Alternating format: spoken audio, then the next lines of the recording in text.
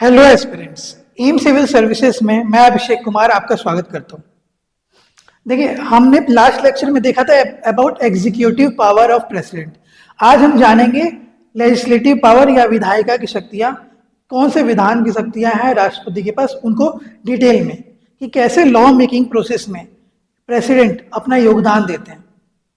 तो चलिए class start करते हैं।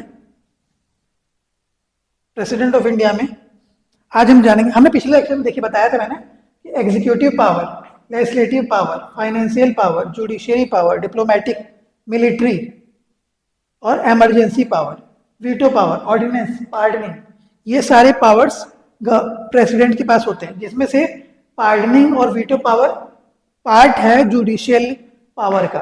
ठीक है, इसके अलावा ऑर्डिनेंस मेकिंग पावर, क्योंकि एक टेम्पररी लॉ होता है, अध्यादेश, ये होता है लेजिस्लेटिव पावर का हिस्सा। तो आज इन दोनों को हम समझेंगे, जानेंगे क्या होता है लेजिस्लेटिव पावर और उसके अंदर आपका विधायिका या अध्यादेश की पावर क्या होती है। एम सिविल सर्विसेज आप लोगों के लिए मेंस का टेस्ट सीरीज लॉन्च कर चुका है, जिसके स्टार्टिंग हो चुका है 25 फरवरी से। टोटल हमारा जो टेस्ट सीरीज है ये होगा 30 टेस्ट का। 30 टेस्ट में 15 full length test and 15 section. ठीक है, तो सेक्शनल 15 के और 15 फुल लेंथ टेस्ट हो रहा है। अभी फिलहाल सेक्शनल टेस्ट स्टार्ट हो चुका है। इसकी फीस बहुत मार्जिनल है। इसका फीस अभी अगर आप एनरोल करते हैं तो ये पड़ेगा 3000 इंक्लूसिव ऑफ ऑल टैक्सेस। साथ ही साथ अगर आप फीमेल एंड मार्जिनलाइज सेक्शन है, खासकर दिव्यांगजन है, ये फीस होगा 2700। सारे टेस्ट का शेड्यूल वगैरह सारा डिटेल आपको वेबसाइट पे अवेलेबल हो जाएगा। तो आप वेबसाइट विजिट कर सकते हैं emcivilservices.in, या फिर यहाँ से स्कैन करिए और सीधे आप पहुँच जाइएगा हमारे वेबसाइट में।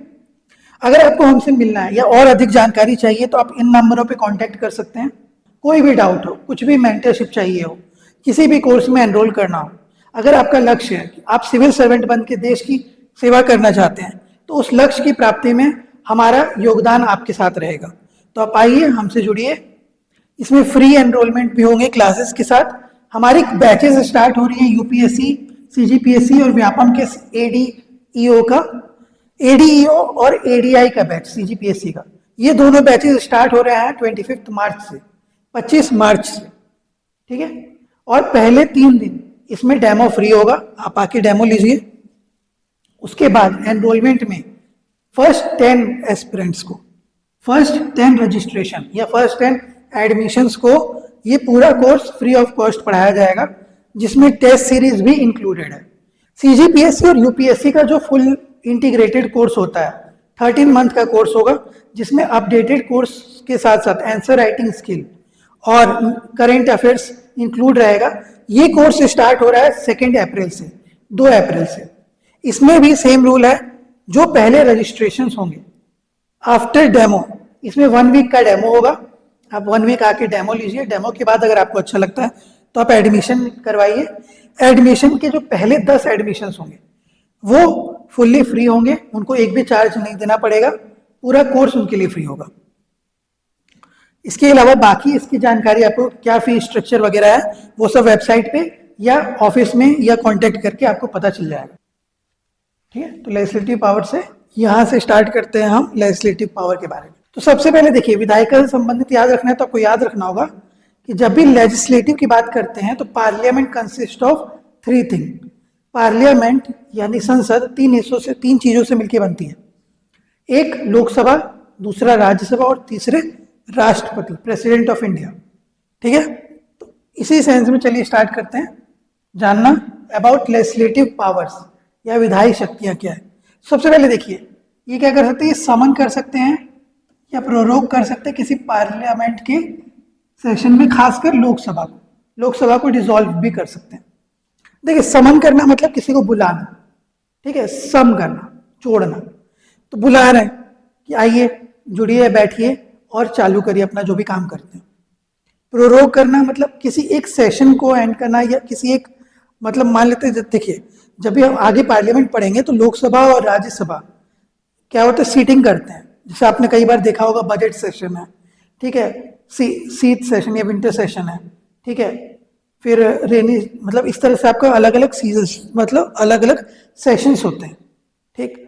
मिनिमम 2 सेशन होना कंपलसरी है देश में, ये रूल बना हुआ है, आगे पार्लियामेंट्री चैप्टर में बताऊंगा। तो इसमें क्या होता है कि ये समन कर सकते हैं, मतलब बुला सकते हैं कि अब आप लोग आइए और मीटिंग स्टार्ट करिए, ठीक है। प्रोरोग करते हैं पार्लियामेंट, प्रोरोग मतलब किसी सेशन को एंड करना। फिर सिर्फ लोकसभा डिसॉल्व होता है, याद रखिएगा, लोकसभा को ही खत्म किया जा सकता है, एंड किया जा सकता है, राज्यसभा एंड नहीं होता है, ठीक है। राज्यसभा परमानेंट हाउस है, तो आपको पता है कि राज्यसभा में कभी भी एक साथ चुनाव नहीं होते, ठीक। आगे जब पार्लियामेंट पढ़ेंगे तो डिटेल में समझेंगे कि राज्यसभा के इलेक्शन मैनर क्या होता है, कैसे मेंबर्स इलेक्ट होते हैं, कितने मेंबर्स कब हटते हैं, रिटायर होते हैं, ये सारी चीज़ें। वहाँ रिटायरमेंट होता है, वहाँ उनका टर्म एंड नहीं होता, टेन्योर एंड नहीं होता, वो रिटायरमेंट होता है, ठीक है। पर रिटायरमेंट के बाद वापस से वो टेन्योर के लिए री एलिजिबल हो सकते हैं, ये आगे हम पढ़ेंगे, ठीक है। ये समन क्या कर सकते हैं, ज्वाइंट सीटिंग को। देखिए आगे पार्लियामेंट के चैप्टर में और डिटेल में समझाऊंगा कि क्या होता है कि कोई ऐसा मुद्दा आता है सामने जिसमें राज्यसभा और लोकसभा एक साथ उस नतीजे पर, किसी नतीजे पर नहीं पहुंच पा रहे। मान लेते कोई बिल आया, इस पर ना राज्यसभा कोई नतीजा दे पा रही है ना ही लोकसभा, और बिल पेंडिंग है, ठीक है, बिल पास नहीं हो रहा, तो उस केस में राष्ट्रपति क्या करेंगे। अब वो कौन सा बिल है, कैसा बिल है, ये अभी बताने का फायदा नहीं है, ये हम जानेंगे जब पार्लियामेंट चैप्टर पढ़ेंगे डिटेल से, कि कौन से बिल के लिए ज्वाइंट सिटिंग होता है, किसके लिए नहीं हो सकता है, ये सारी चीजें, ठीक है। कुछ बिल एक्सेप्शंस होते हैं जिनके लिए ज्वाइंट सिटिंग यानी कि एक साथ बैठा के सिटिंग करना नहीं पॉसिबल है, ठीक है। तो ज्वाइंट सिटिंग जब भी बात करेंगे हम तो उसको समन कर सकते हैं, मतलब ज्वाइंट सिटिंग करवा सकते हैं राज्यसभा और लोकसभा का। पर इस केस में एक क्लॉज, एक चीज याद रखिए, कैच, कि जब भी ज्वाइंट सिटिंग होगा ना, तो ज्वाइंट सिटिंग का जो हेड होगा, मतलब जो उसको चेयर करेगा, वो कौन होगा, वो होगा स्पीकर ऑफ लोकसभा, क्योंकि लोगों के द्वारा चुने हुए प्रतिनिधियों का ही हेड होता है, मतलब उन सबका सुनवाई कौन करता है, स्पीकर ऑफ लोकसभा। इसीलिए कोई बिल जो आता है वो बेसिकली किसके लिए आता है, लोगों के लिए आता है। तो जब लोगों के लिए कोई बिल आ रहा है तो लोग, अगर उसमें कोई नतीजा नहीं पहुंच पा रहा है, तो लोगों के बिल के लिए लोगों का हेड भी जरूरी होता है। इसीलिए ज्वाइंट सिटिंग का चेयरमैन या चेयरपर्सन कौन होता है, स्पीकर ऑफ लोकसभा। ये सब डिटेल में और समझेंगे जब हम पार्लियामेंट चैप्टर को समझेंगे कि संसद में क्या काम होता है, कैसे काम होता है, कैसे कोई लॉ बनता है, ठीक है। हर एक प्रोसेस को आराम से समझेंगे। चलिए आगे देखते हैं। ज्वाइंट सिटिंग हो गया, ये एड्रेस करते हैं पार्लियामेंट का पहला सेशन हर साल, ठीक है, एवरी फर्स्ट सेशन, पहला session after each general election, और पहला सेशन हर साल, ठीक है। मतलब जैसे मान लेते हैं कि साल 2025 का जो पहला सेशन होगा उसका शुरुआत कौन करेंगे, वो करेंगे राष्ट्रपति, मतलब उनकी स्पीच होती है, इनका भाषण होता है, ठीक है। उस भाषण के बाद उसमें वो सब सारी चीजें बताते हैं जो कि सरकार को, लोगों को बतानी होती है, ठीक है। पहले सेशन में क्या होता है कि सबको बोला जाता है कि अब आप लोग स्टार्ट कर सकते हैं, एक नया इलेक्शन प्रोसीजर खत्म हुआ है, एक नई संसद बनी है, मतलब एक नया लोकसभा बना है, उसमें नए मेंबर्स आए हैं, तो उन सबका स्वागत किया जाता है और उन सबको फिर बोला जाता है कि चलिए कार्य स्टार्ट करते हैं, काम को स्टार्ट करते हैं, तो राष्ट्रपति करवाते हैं। आपको पता नहीं कि कोई गेम्स, अगर आपने देखा हो कि ओलंपिक्स हो गया, कॉमनवेल्थ गेम्स हो गया, इन सब गेम्स का जो स्टार्टिंग होता है वो कैसे होता है, कोई टॉर्च बियर करके होता है ना, मशाल जला के, तो मशाल जलाने के बाद आखिरी में जो चीफ गेस्ट होते हैं वो डिक्लेयर करते हैं उस चीज को ओपन, बोल सुने होंगे आप, अगर कभी ओपनिंग सेरेमनी देखिएगा तो चीफ गेस्ट होते हैं वो बोलते हैं now I declare the games open, ठीक है। वैसे ही कोई भी चीज का, किसी भी इवेंट का शुरुआत कोई डिग्निटरी को बुला के किया जाता है, देखते होंगे क्योंकि कोई कार्यक्रम, कल्चरल कार्यक्रम होता है तो उसमें दीप प्रज्वलित किया जाता है, फिर उसके बाद जो आते हैं चीफ गेस्ट वो भाषण देके फिर उस कार्यक्रम को स्टार्ट करवाते हैं।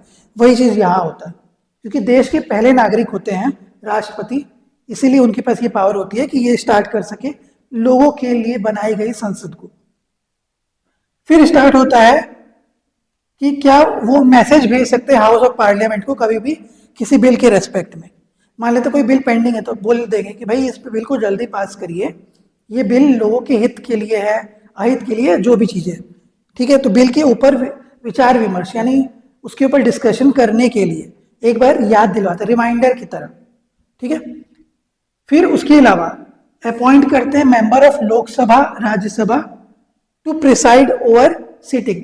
जैसे मान लेते हैं कि आज लोकसभा के चेयरमैन, सॉरी स्पीकर, राज्यसभा के चेयरमैन या वाइस चेयरमैन, डेप्यूटी स्पीकर, ये लोग प्रेजेंट नहीं है, जिनको चुना गया है आपस में, वो लोग किसी भी कारण से प्रेजेंट नहीं है, तो उसके बाद क्या होगा, उसके बाद राष्ट्रपति डिसाइड करेंगे कि कौन उस सेशन को चेयर करेगा। मतलब वहां पे संसद में या तो लोकसभा में चेयरमैन की स्पीकर की तरह बैठेंगे या राज्यसभा में चेयरमैन की तरह बैठेंगे। तो ये किसके ऊपर पावर होता है, ये होता है राष्ट्रपति या प्रेसिडेंट ऑफ इंडिया के पास।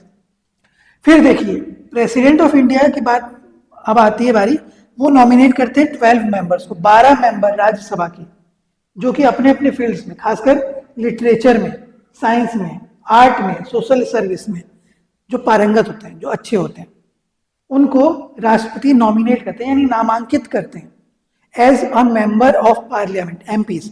आपने सुना होगा सचिन तेंदुलकर को नॉमिनेट किया गया था। आप सुनते होंगे कई बार कई सारे ऐसे कलाकार होते हैं जो अपने अपने फील्ड में एक्सपर्ट्स होते हैं, खासकर इन चारों में, ठीक है, लिटरेचर हो गया, साइंस हो गया, आर्ट हो गया, सोशल साइंस, इन सब में उनको बुलाया जाता है और उनको बोला जाता है कि आप एमपी बनिए, ठीक है, एज ए नॉमिनेटेड मेंबर। पर ये जो नॉमिनेटेड मेंबर्स होते हैं ना, इनके पास प्रेसिडेंट को इलेक्ट करने का पावर नहीं होता है। हालांकि प्रेसिडेंट नॉमिनेट जरूर करते हैं और यही कारण है कि इनको क्या होता है, इलेक्शन करने का पावर नहीं होता। क्योंकि जब देखिए अगर प्रेसिडेंट आपको चुन रहे हैं, नॉमिनेट कर रहे हैं, तो आपके अपने आप ही कृतज्ञता यानी आपके अपने आप ही उनके प्रति लायबिलिटी हो जाती है। इसीलिए क्या होता है कि जो भी नॉमिनेटेड मेंबर्स होते हैं वो वोट नहीं करते हैं। आपको अब समझ में आ गया होगा कि क्यों नॉमिनेटेड मेंबर वोट नहीं करते हैं। अब देखिए 104 कॉन्स्टिट्यूशनल अमेंडमेंट यानी 104th अमेंडमेंट संशोधन जो हुआ 2019 में, उसके बाद क्या किया गया कि पहले 2 मेंबर एंग्लो इंडियन, आंग्ल भारतीय, इनको कौन नॉमिनेट करता था, प्रेसिडेंट। कहाँ पे नॉमिनेट करते थे, लोकसभा में। ऐसा माना जाता था कि एंग्लो इंडियंस की जो नॉमिनेशन प्रक्रिया है वो राष्ट्रपति करेंगे। क्यों? क्योंकि उनका वहां पे उतना ज्यादा रिप्रेजेंटेशन नहीं है लोकसभा में, ठीक है। लेकिन 104th अमेंडमेंट में इसे हटा दिया गया। तो अब एक चीज याद रखिएगा कि जो टोटल स्ट्रेंथ था पहले 552 का, ठीक है, मैक्सिमम स्ट्रेंथ ऑफ लोकसभा था 552, वो अब घट के हो गया है 550, ठीक है। तो अभी कोई आपसे पूछे कि अभी लोकसभा की मैक्सिमम स्ट्रेंथ कितनी हो सकती है नहीं, हो सकती है अकॉर्डिंग टू द सेंसस, यानी जो जनगणना हो रखी है, जिस जनगणना के मुताबिक अभी सीट्स बढ़ी हुई हैं, उसके मुताबिक 550 सीट्स ही मैक्सिमम जा सकती है लोकसभा की, ठीक है। अभी थोड़े दिन में री एलोकेशंस होंगे सीट्स के, तब अलग चीज हो जाएगा, लेकिन अभी फिलहाल 550 सीट्स है, इतना याद रखिए। इसके अलावा डिसाइड करते हैं क्वेश्चंस पे कि किसी को डिस्क्वालीफाई करना है कि नहीं, ठीक है। किसी मेंबर ऑफ पार्लियामेंट को डिस्क्वालीफाई करना हो तो उसमें इलेक्शन कमीशन ऑफ इंडिया के साथ डिस्कस करके राष्ट्रपति उनको डिस्क्वालीफाई डिक्लेयर करते हैं, ठीक है। अभी हम आगे और डिटेल में पढ़ेंगे जब पार्लियामेंट चैप्टर पढ़ेंगे कि अलग अलग चीजें, एंटी डिफेक्शन लॉ के बारे में पढ़ेंगे, ठीक है, जो शेड्यूल 9 है, ठीक, शेड्यूल 10 है, इन सबको आराम से पढ़ेंगे, रिलेट करते हुए पढ़ेंगे। शेड्यूल 8 क्या दिया हुआ है वो पढ़ेंगे। तो सारे शेड्यूल्स को भी पार्लियामेंट्री नॉर्म्स के हिसाब से पढ़ेंगे, ठीक है। तो डिस्क्वालिफिकेशन के बारे में भी जानेंगे हम कि डिस्क्वालिफिकेशन कैसे होता है, ये सब। तो यहाँ पे डिस्क्वालिफिकेशन मान लेते हैं कि चुनाव में धांधली लगा, तो इलेक्शन कमीशन डिक्लेयर करे कि भाई इनका जो एलिजिबिलिटी था वो सही नहीं है, या इनकी जो क्वालिफिकेशन हुई है पार्लियामेंट मेंबर ऑफ पार्लियामेंट की वो गलत तरीके से हुई है, तो उस केस में डिस्क्वालीफाई कर सकते हैं राष्ट्रपति। इस पे मैटर पे डिसाइड करते हैं, ठीक है। तो ये हो गया लेजिस्लेटिव पावर का एक पार्ट। आगे चलते हैं। जब हम लेजिस्लेटिव पावर के आगे पढ़ते हैं तो देखिए लेजिस्लेटिव पावर में लिखा है प्रायर रिकमेंडेशन और permission is needed to introduce certain bills.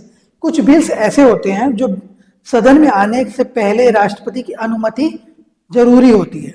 वो कौन कौन से बिल हैं?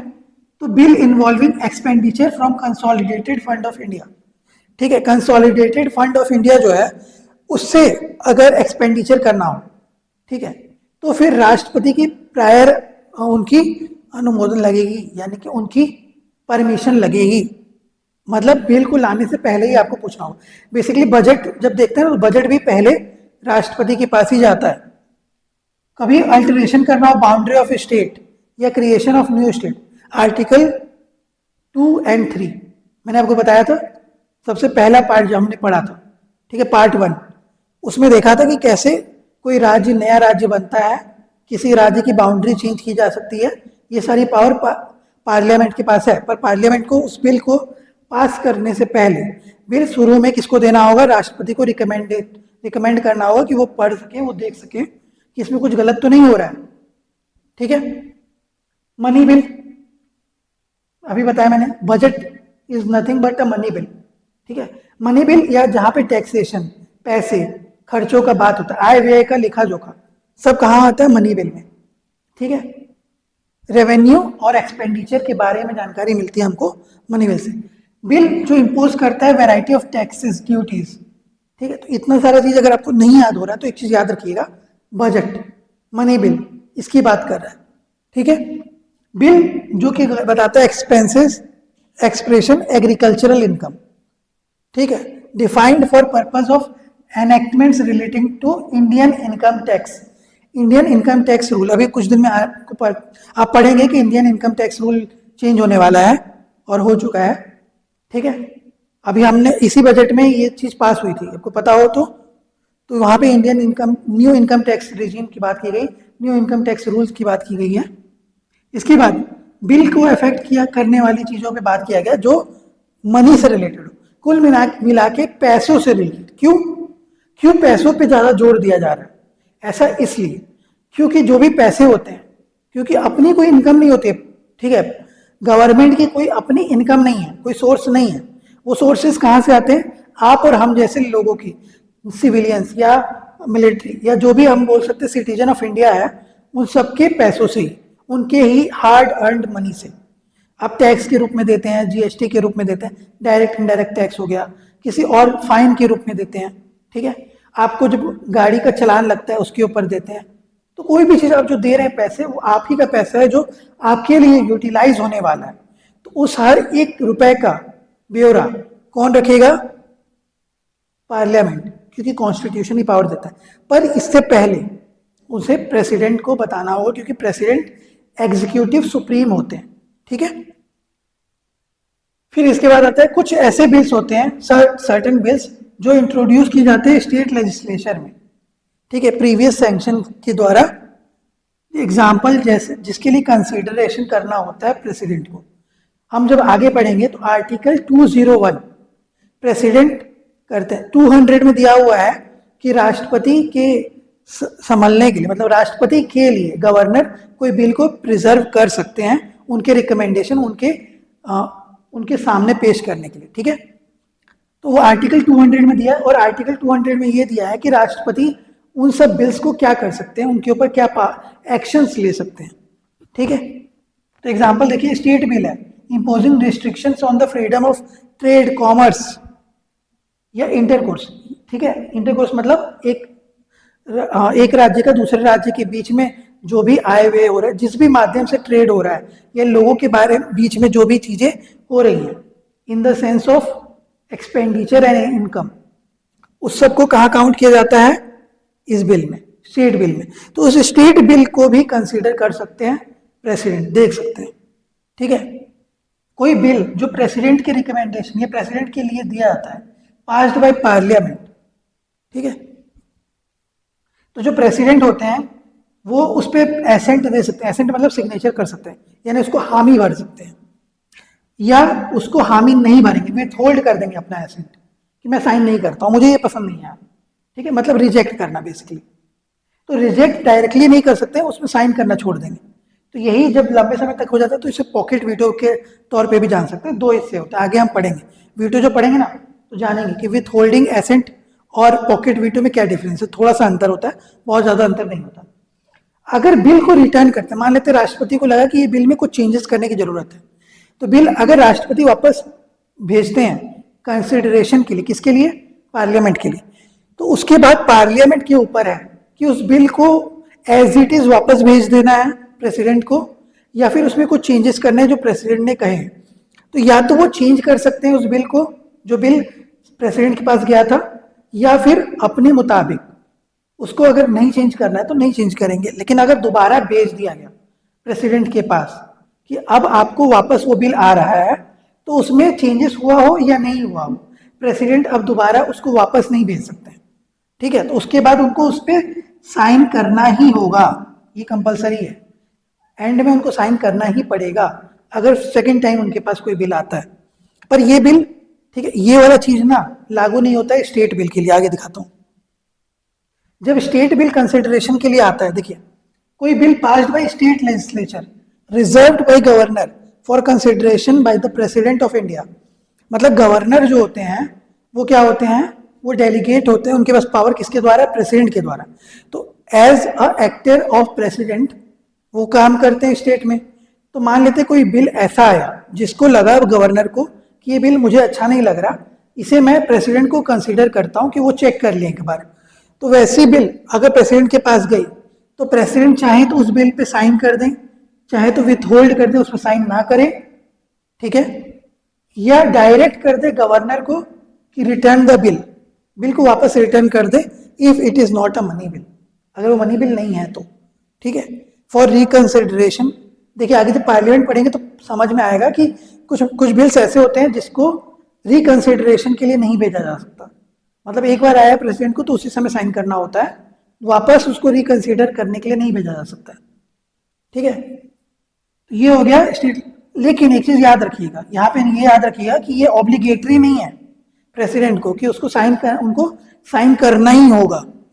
अगर स्टेट ने वो बिल वापस भेज दिया है तो रिकंसिडरेशन के लिए, मान लेते गवर्नर को भेजा फिर से दोबारा, और गवर्नर ने वो बिल वापस रिकंसिडरेशन के लिए भेज दिया प्रेसिडेंट को, तो अभी प्रेसिडेंट के ऊपर है कि वो साइन करना चाहते हैं या नहीं चाहते हैं।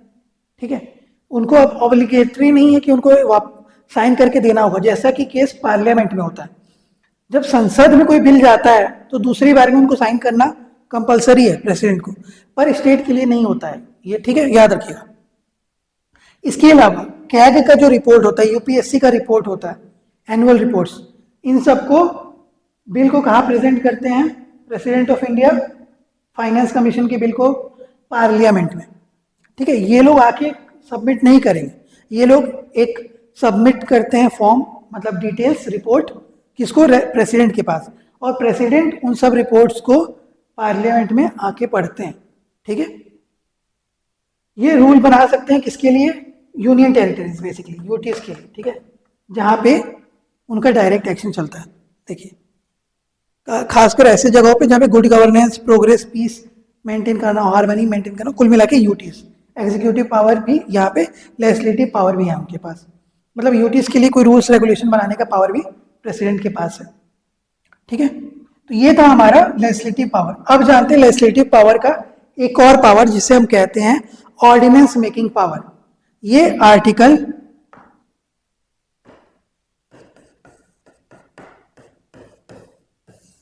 ठीक है, अभी प्रेसिडेंट का पढ़ रहे हैं ना, तो आर्टिकल 123 है। गवर्नर के बारे में बाद में पढ़ेंगे, जब स्टेट के बारे में पढ़ेंगे तब। तो गवर्नर के पास भी ऑर्डिनेंस मेकिंग पावर होती है। यहाँ पे ऑर्डिनेंस मेकिंग पावर जो है वो आर्टिकल 123 में दिया हुआ है प्रेसिडेंट के पास। ऑर्डिनेंस मेकिंग पावर मतलब अध्यादेश जो बनाने की शक्तियां होती हैं, वो होता है टेम्परेरी लॉ। ठीक है, जब मान लेते हैं कि रिसेस है, सेशन में नहीं है सदन, दोनों में से कोई भी सदन या दोनों ही सदन, ठीक, कोई एक सदन या दोनों सदन नहीं है, और वो बिल जो है, कोई भी बिल पास होने के लिए दोनों हाउस से पास होना कंपलसरी होता है। पर ऐसा सिचुएशन आया है जहां पे ये जरूरी है कि वो लॉ पास हो अभी टेम्परेरी तौर पे, क्योंकि ये देश की जरूरत है आज के समय की। तो उस केस में क्या किया जाएगा? रिसेस मतलब कि हॉल्ट है, छुट्टियां लगी हुई हैं या डिसॉल्व हो गया है लोकसभा, या ऐसा कोई भी सिचुएशन है जहां पे दोनों हाउस प्रेजेंट नहीं है। ठीक है, कोई एक हाउस प्रेजेंट है, एक नहीं है। तो इस केस में राष्ट्रपति के पास होता है ऑर्डिनेंस मेकिंग पावर, यानी अध्यादेश टेम्परेरी लॉ की तरह होता है। ठीक है, टेम्पररी लॉ है। तो जब तक वापस से सेशन में नहीं आता है दोनों हाउस, तब तक वो चलेगा। फिर सेशन में जैसे ही आएगा तो दोनों हाउस को इस बिल को पास करना होगा। अगर वो बिल पास नहीं करते हैं तो वो ऑर्डिनेंस लैप्स हो जाएगा, यानी वो लॉ उस समय एंड हो जाएगा। लेकिन अगर दोनों हाउस उसको पास कर देते हैं तो वो लॉ फिर क्या बन जाएगा, परमानेंट लॉ बन जाएगा। ठीक है, अभी टेम्पररी लॉ की तरह चल रहा है वो परमानेंट। लेकिन अगर वो नहीं चाहते राष्ट्रपति, तो राष्ट्रपति प्रेसिडेंट कभी भी किसी भी समय उसको विड्रॉ कर सकते हैं ऑर्डिनेंस को। ठीक है, तो ऑर्डिनेंस का पावर दिया हुआ है 123 में। इसका और डिटेल में मैं जब पार्लियामेंट चैप्टर पढ़ाऊंगा तो बता दूंगा कि क्या प्रोसीजर होता है, क्या करना पड़ता है दोनों हाउसेस को इसको पास करने के लिए या रिजेक्ट करने के लिए, क्या टेन्योर होता है ऑर्डिनेंस का, अध्यादेश का, कि जब तक अगर पास नहीं हो रहा तब तक कितने दिन तक रह सकता है। अगर कोई हाउस सेशन में, जैसे लोकसभा डिसॉल्व, लोकसभा ही डिसॉल्व हो सकती है, लोकसभा अगर डिसॉल्व है तो उस केस में क्या होगा, ये सारी चीजों को हम समझेंगे पार्लियामेंट के चैप्टर में। तो ये था हमारा लेजिस्लेटिव पावर। चलिए तो लेक्चर को यहीं पे एंड करते हैं। आज हमने लेजिस्लेटिव पावर और ऑर्डिनेंस मेकिंग पावर देख लिया। लेक्चर के बाद आपके लिए जो अनाउंसमेंट मैंने शुरू में की थी फिर दोबारा दोहरा देता हूँ कि हमारा नया बैच यूपीएससी सीजीपीएससी का फुल 13 मंथ का कोर्स, 12 to 13 मंथ का कोर्स स्टार्ट होने जा रहा है 2 अप्रैल से। आप लोग जो भी चाहते हैं कि अगले साल या आने वाले सालों में यूपीएससी या पीएससी देकर एज ए सिविल सर्वेंट देश और राज्य की सेवा करना, तो हमारे साथ जुड़ सकते हैं। हम आपको पूरा इंटीग्रेटेड कोर्स पढ़ाएंगे with current affairs, updated materials, और साथ ही साथ आंसर राइटिंग स्किल्स पे भी ध्यान देंगे। चलिए, इसके अलावा आप लोगों के लिए जो एडीआई की तैयारी कर रहे हो और एडीईओ का, उनके लिए मैंने बताया था कि 25 मार्च से नए बैचेस स्टार्ट हो रहे हैं। इसमें 3 दिन का फ्री डेमो होगा, आप आके डेमो देख सकते हैं। इसके बाद एनरोल करने वाले पहले 10 लोगों को, पहले 10 लोग जो एनरोल करेंगे उनको कोई भी फी नहीं देनी पड़ेगी, उनको पूरा कोर्स फ्री में पढ़ाया जाएगा। इस लेक्चर को अब एंड करते हैं। अगर ये लेक्चर आपको अच्छा लगा तो प्लीज़ लेक्चर को लाइक करें, चैनल को सब्सक्राइब करें, बेल आइकन दबा दें ताकि आने वाले नोटिफिकेशन आपको मिलते रहे, और ज़्यादा से ज़्यादा शेयर करें दोस्तों और उन लोगों के साथ जो यूपीएससी या पीएससी या कोई भी गवर्नमेंट एग्जाम्स की प्रिपरेशन कर रहे हो। चलिए, अपना ख्याल रखिए, पढ़ते रहिए। हमारी फिर मुलाकात होगी अगले लेक्चर में। Take care, thank you and have a nice day.